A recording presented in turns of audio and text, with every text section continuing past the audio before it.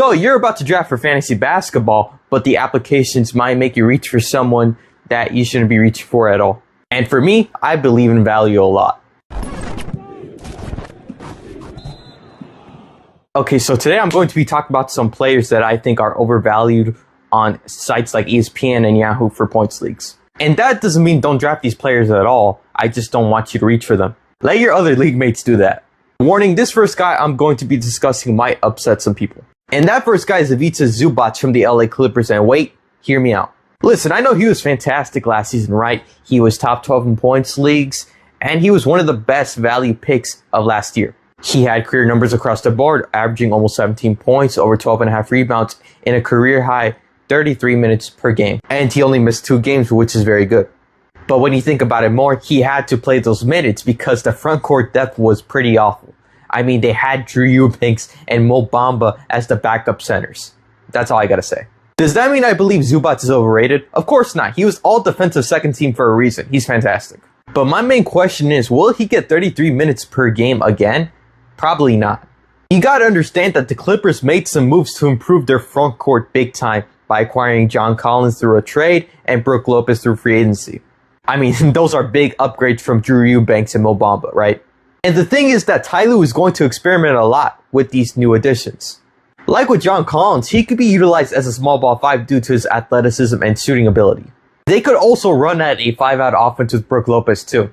You gotta understand, I'm looking at ceiling, and with these factors, Zubac might not reach that ceiling that he had last season. He's going around the 4th and 5th rounds too, and I believe that there's a lot of good centers this year for fantasy basketball. And it's crazy too that they have him over guys like Jalen Johnson, Kobe White, and Derek White. So my strategy when it comes to that is if you have one of the top centers in like Jokic, Victor, or Sabonis, don't take Zubac, take guards or forwards instead in the 4th or 5th round. Also, you can wait for centers a bit going in later rounds like Miles Turner, Jared Allen, Jalen Duren, Rudy Gobert, and Isaiah Hartenstein, for example. Does that mean that Zubac is like a terrible pick? I don't think so. If he falls past the 5th round, I would take him for sure. I just like flexibility when it comes to my starting lineup with the forwards and guards, and then think about getting centers later. Like I said before, Zubac is a very good player in real life, but his ceiling is lowered a bit due to the additions of John Collins and Brook Lopez. The next guy I'm going to be talking about had a lot of minutes last year, but things are going to change because the coach that liked him a lot was fired. And what's worse for him is that he's apparently going to lose his starting spot. Josh Hart from the New York Knicks might be the odd man out this year. He led the league in minutes per game last year thanks to good old Tom Thibodeau, and as a result, he averaged a career high in rebounds and assists. And what's insane to me is that he managed to play 77 games.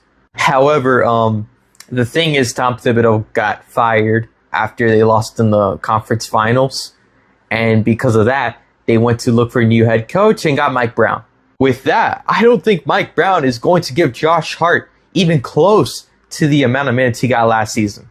There have been so many reports that Mike Brown could even start Mitchell Robinson and Cat together, so Cat's going to go back to the 4 with Mitchell Robinson at the 5. And obviously with Jalen Brunson, Mikal Bridges, and OG Anunoby too. His ceiling this season for fantasy basketball points leagues is massively lowered due to this new coaching change.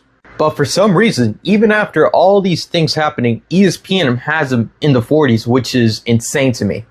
He's getting drafted around the same range next to guys like Desmond Bane, Derek White, and Jalen Johnson. Even teammates that are starting over him like OG Anunoby, Mikal Bridges are going after him in drafts.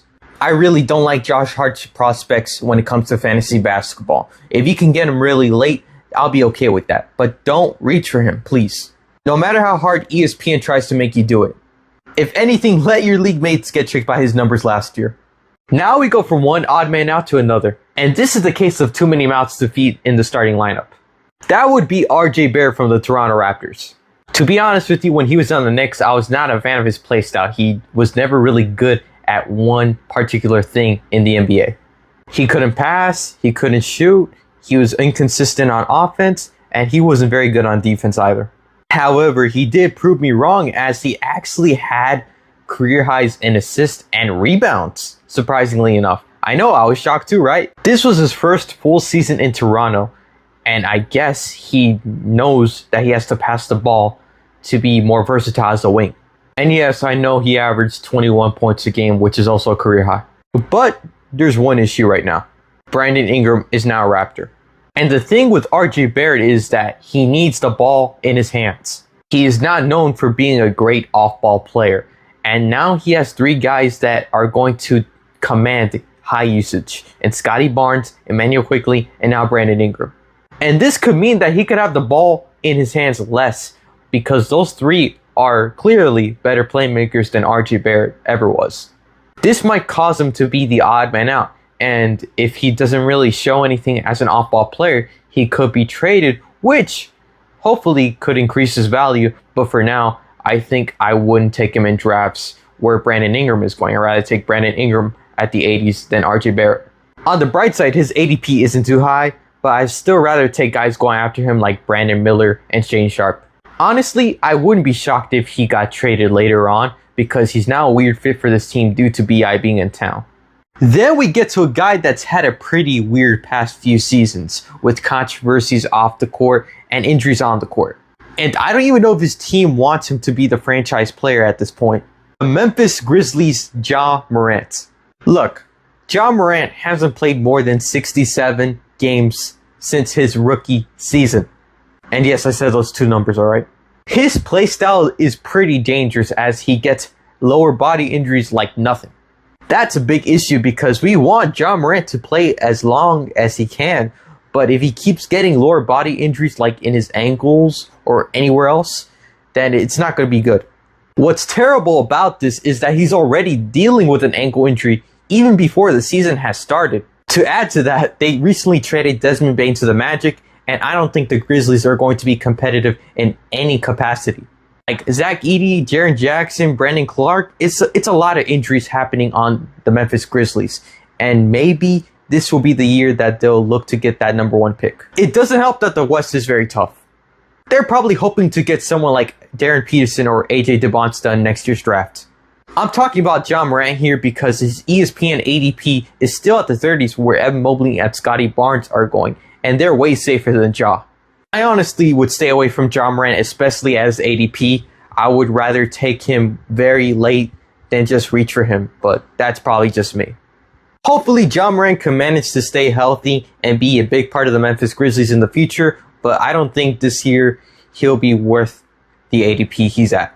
Alright, with this last guy, he could potentially be traded and his value will go down big time. Nikola Vucevic from the Chicago Bulls is getting drafted way too high.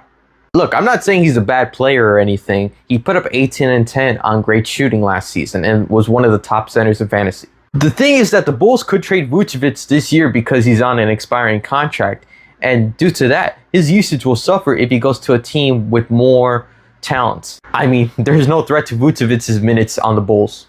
I just don't want to draft a guy that high who can get his usage taken away if he's on a team that's trying to win.